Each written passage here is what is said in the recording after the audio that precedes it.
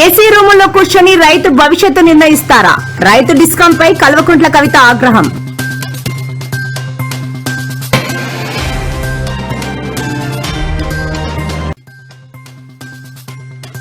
మళ్లీ ఇక్కడకు వస్తే పవన్ కళ్యాణ్ కు Congress MLA strong warning.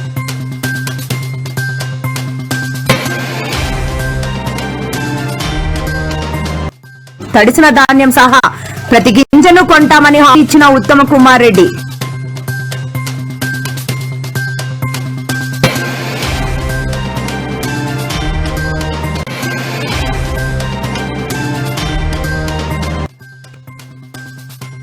Lokesh కు సిగ్గుంటే రాజీనామా చేయాలి అంటూ అంబటి రాంబాబు సంచలన వ్యాఖ్యలు.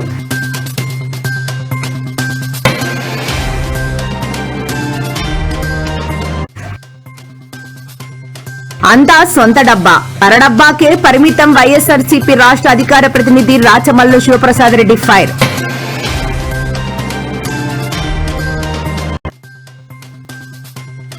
పెట్టుబడుల కోసం పోటీకి రెడీ తమిళనాడు మంత్రి లోకేష్. Friendly challenge.